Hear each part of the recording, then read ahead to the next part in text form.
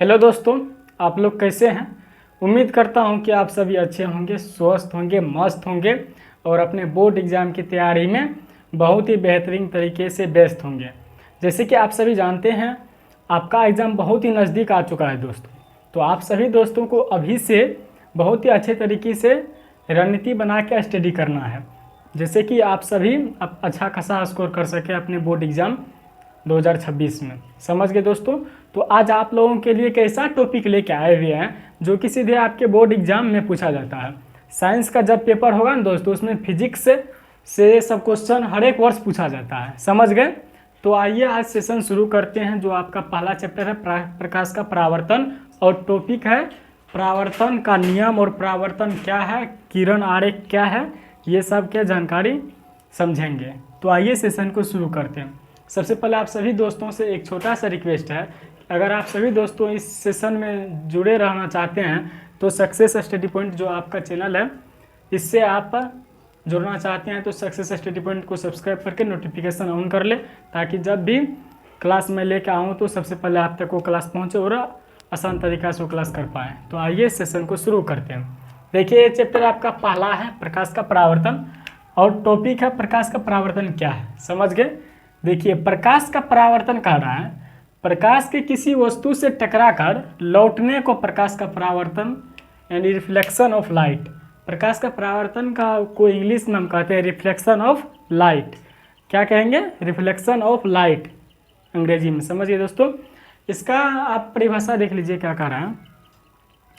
प्रकाश के किसी वस्तु से टकराकर लौटने को प्रकाश का परावर्तन कहेंगे। क्या कहेंगे? प्रकाश का परावर्तन। प्रकाश के किसी वस्तु से टकराकर लौटने को प्रकाश का परावर्तन कहेंगे। समझ गए। तो आगे बढ़िए। एक पॉइंट है जो कि आपके बोर्ड एग्जाम के लिए महाभिव्या है दोस्तों। समझ गए। ये आपके बोर्ड एग्जाम में सीधे ऑब्जेक्टिव में पूछा जाता है। कह रहा है समतल दर्पण प्रकाश का एक अच्छा क्या है? परावर्तक है। समतल दर्पण प्रकाश का एक अच्छा परावर्तक है। समझ गए दोस्तों। अब दूसरा टॉपिक आपका कह रहा है किरण आरेख क्या है। किरण आरेख जो है ये प्रकाश की किरणों का पथ दर्शाने वाले। पथ मीन्स क्या होता है? दर्शाना। पथ का मतलब क्या होता है? रास्ता। रास्ता को जो दर्शाता है उसे क्या कहेंगे? किरण आरेख। समझ गए।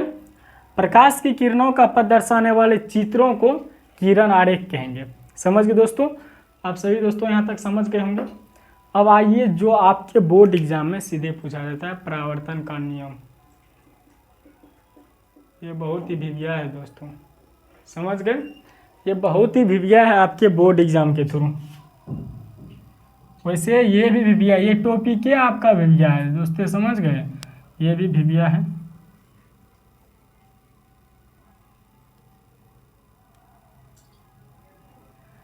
परावर्तन का नियम। समझ गए। क्या कह रहा है परावर्तन का नियम? देख लीजिए। प्रकाश की किरणें किसी सतह पर पड़कर जिन नियमों का पालन करते हुए उस सतह से परावर्तित होती है, उन नियमों को प्रकाश का परावर्तन का नियम कहेंगे।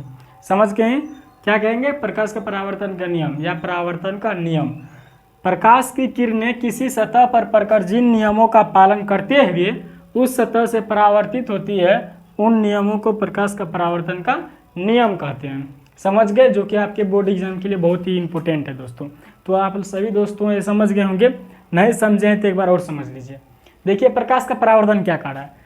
प्रकाश के किसी वस्तु से टकराकर लौटने को प्रकाश का परावर्तन कहते हैं। क्या कहेंगे? प्रकाश के किसी वस्तु से टकराकर लौटने को प्रकाश का परावर्तन कहते हैं। समझ गए। समतल दर्पण ये जो है आपका टॉपिक, यह समतल दर्पण ऑब्जेक्टिव जो पूछा जाता है, इसका कहना है समतल दर्पण प्रकाश का एक अच्छा परावर्तक है। समतल दर्पण प्रकाश का एक अच्छा परावर्तक है। समझिए दोस्तों। उसके बाद है किरण आरेख। प्रकाश की किरणों का पथ यानी रास्ता को दर्शाने वाले चित्रों को प्रकाश की किरण आरेख कहेंगे। किरण आरेख या प्रकाश की किरण आरेख बोलिए, बात बराबर होता है। समझिए दोस्तों। तो किरण आरेख कहते हैं। परावर्तन का नियम कह रहा है, जो कि भिविया बहुत है, आपके बोर्ड एग्जाम हर एक वर्ष पूछ जाता है। समझ गए। कह रहा है प्रकाश की किरणें किसी सतह पर पड़कर जिन नियमों का पालन करते हुए उस सतह से परावर्तित होती है, उन नियमों का प्रकाश का परावर्तन का नियम कहते हैं। समझ गए दोस्तों। बहुत ही भिबिया है। तो आप सभी दोस्तों को ये टॉपिक समझ में आ गया ना? अगर आप सभी दोस्तों को ये टॉपिक समझ में आया है, ये क्लास समझ में आया है, तो आपसे एक छोटा सा रिक्वेस्ट है, कमेंट कीजिए। आप लोग कमेंट नहीं करते हैं कि समझ में आया कि नहीं समझ में आया। समझ में आ रहा है तो कमेंट कीजिए, अगर नहीं भी आ रहा है तो कमेंट कीजिए। जहाँ दिक्कत हो रहा है वहाँ हम फिर से बताएंगे आप सभी दोस्तों को। अगर समझ में आ गया तो कमेंट कीजिए, तब हम कंफर्म हो जाएंगे कि आप सभी दोस्तों को क्लास समझ में आ रहा है। तो उम्मीद करता हूँ कि आप सभी दोस्तों की क्लास समझ में आया होगा। अगर आप सभी दोस्तों की क्लास समझ में आया है तो लाइक, कमेंट, शेयर और सब्सक्राइब करते रहिए। तो मिलते हैं अगले क्लास में एक बहुत ही अच्छा टॉपिक लेकर के। तब तक आप सभी दोस्तों व्यस्त रहिए एग्जाम के थ्रू। धन्यवाद।